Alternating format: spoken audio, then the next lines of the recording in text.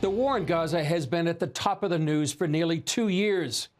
But 20 years ago, Israel expelled Israelis from thriving communities in Gaza and northern Samaria in a move that was supposed to bring peace. But what happened since then tells a different story. Here's a look at the recent and ancient history of Gaza. In 2005, Israel's Prime Minister Ariel Sharon uprooted 21 Jewish communities in the Gaza Strip and 4 in Samaria or the northern West Bank, expelling 10,000 Israelis. Known as the disengagement, it was supposed to bring peace. Since then, Hamas and other terror groups have launched tens of thousands of rockets from Gaza, carried out many suicide bombings, and dug numerous terror tunnels. The murder of nearly 1,200 Israelis in the October 7th cross-border attack is deemed the worst massacre of Jewish people since the Holocaust. It's prompted many Israelis to call for a return to Gaza. People actually don't know. Gaza is Jewish. Jews have lived in Gaza on and off for thousands of years. Gaza is first mentioned in Genesis and later named as part of the inheritance given to the biblical tribe of Judah. Avi Abelo from the Pulse of Israel says even in the early 1900s, there were Jews living in Gaza. Before Israel was established in the 1940s, there were Jewish communities in Gaza. Unfortunately, the British, because they didn't want to defend the Jews, they basically expelled them. They said, run away, because we were being killed by the pogroms by the Arab Muslims in the 1920s and the 1930s. From the 1948 establishment of Israel until the 1967 Six-Day War, Gaza was under Egyptian control. Following Israel's victory, most of the 21 Jewish communities there were established in the 1970s and early 80s. The communities began to thrive. Over 30 years, agriculture grew to a $60 million per year industry, producing 15% of Israel's exported vegetables. Nicknamed the Celery Lady, Anita Tucker successfully farmed in her community of Netzer Chazani for decades.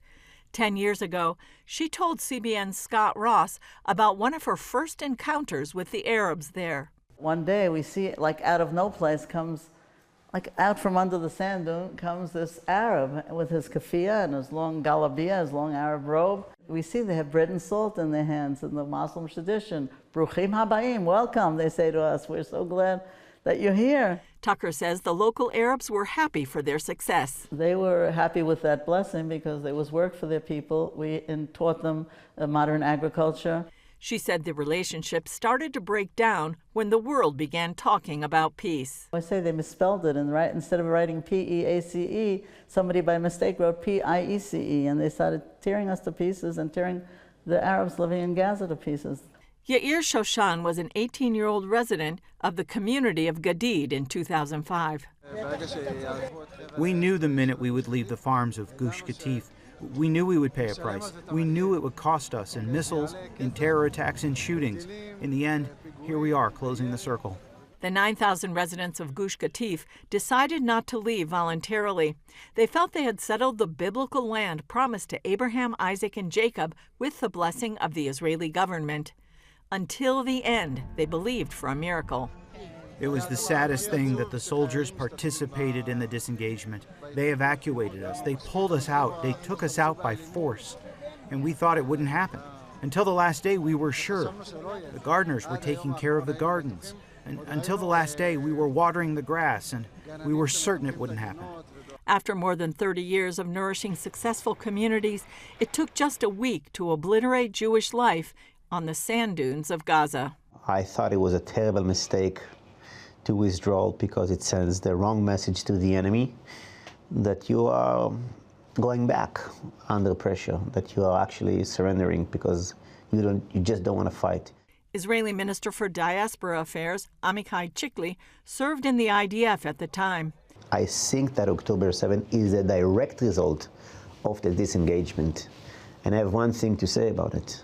We have betrayed the land of Israel in 2005, and the land did not forget and did not forgive. We should never abandon an inch of our soil in Judea and Samaria, Jerusalem, etc. 6 months before the disengagement, polls showed nearly 2/3 of Israelis supported it. Many people who supported the disengagement on the villages nearby Gaza. They really thought that it will bring peace.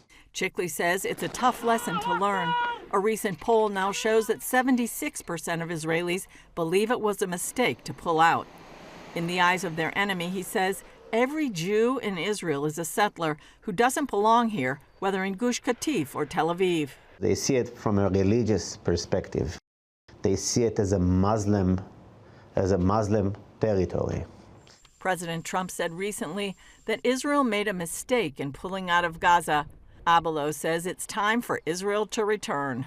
That test to see if they can have their own state blew up in everyone's faces. They want to destroy us. They cannot live there. We have to move back and live there and take it back again. Time to make Gaza Jewish again.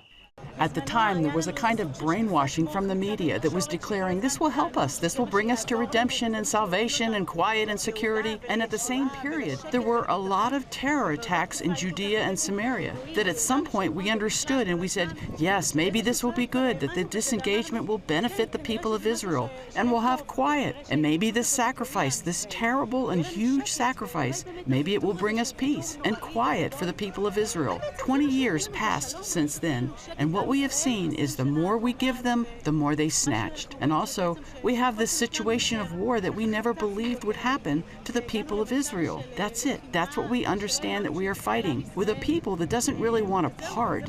They want all of the people of Israel.